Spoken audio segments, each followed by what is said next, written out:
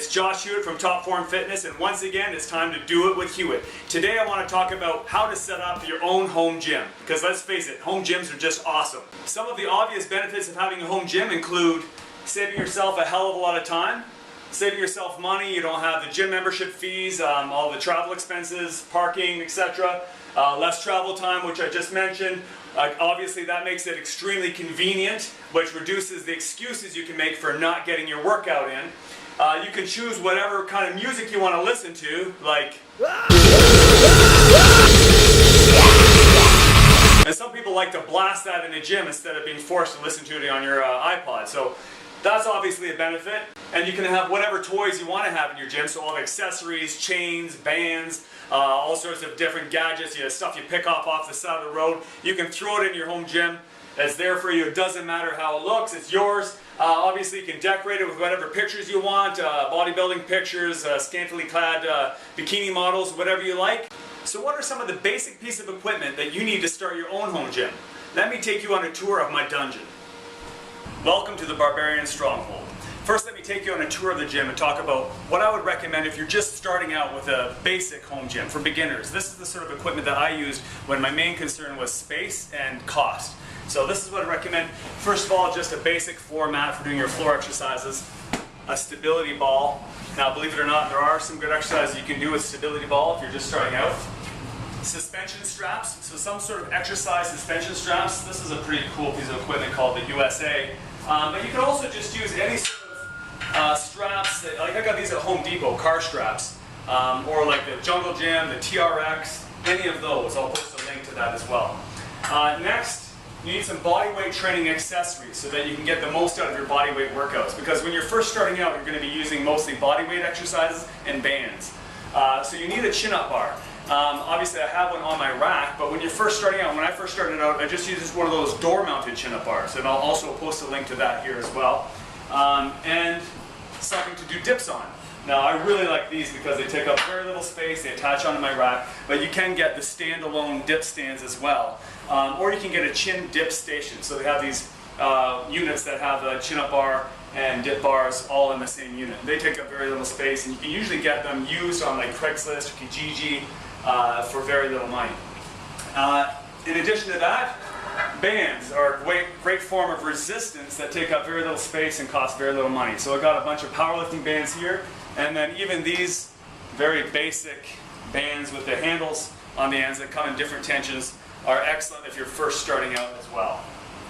So that would be my basics for starting out, and then I would progress up to using free weights for resistance. So the first thing I would get if you're starting out in a home gym and you want to get into free weight is a 300-pound barbell set. Now these are pretty inexpensive even if you buy them new, but you can usually find them used as well. So getting some plates, now I just had these upgraded to rubberized ones, but I started with some used metal plates that were all rusted, and I just cleaned them up. I got them for very inexpensively, and a good solid Olympic bar. So a 300-pound Olympic weightlifting set would be where I'd start. Once you get your 300-pound weight set, then I look at an adjustable bench. And again, you can usually find these used if you check on Kijiji or Craigslist. Now if you want to get into squats, you're going to have some sort of rack. Now the power cage would be your best investment if you have the space for it and the money. And you can again get these used or new. But if you're just starting out, and what I used when I first started out were the independent squat stands. So they're just like two separate stands that are adjustable. You can put the bar on. I'm sure you've seen them. I'll post a picture of that as well. Okay, now you can see over here dumbbells. These aren't a necessity, but they're really nice to have. A barbell will work fine, but as you can see, I have Olympic adjustable dumbbells. I have the standard adjustable dumbbells, and some preset dumbbells as well. You could get a whole rack of preset dumbbells, but that takes up a lot of space and is pretty expensive.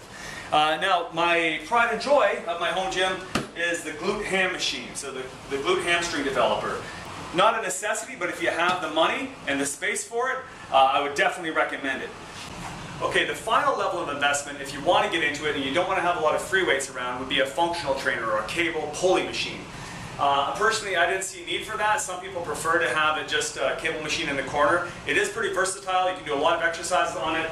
I opted for a cable pulley attachment on the back of my rack. So if you can see here, I have an adjustable stack, goes up to 200 pounds. You can add weight onto that as well. And that's a great accessory.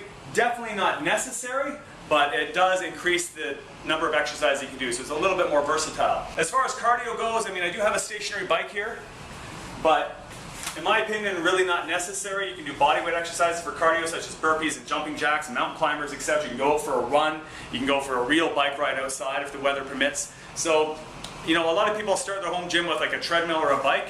I would make that your last option in a home gym investment.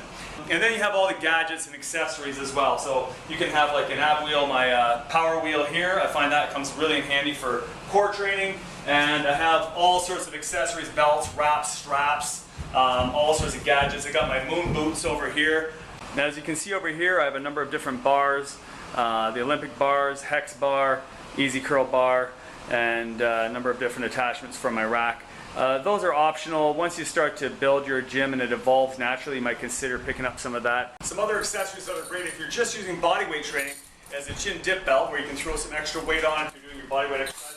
And over here you see I have my weighted vest. And of course, don't forget chalk.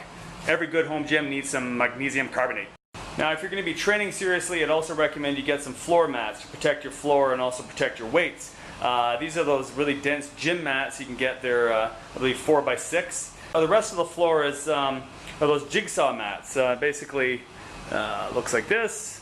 I buy them in sets of 4 at like Home Depot or something. They're pretty cheap. This is actually the most important component of a home gym, is a picture of Arnold.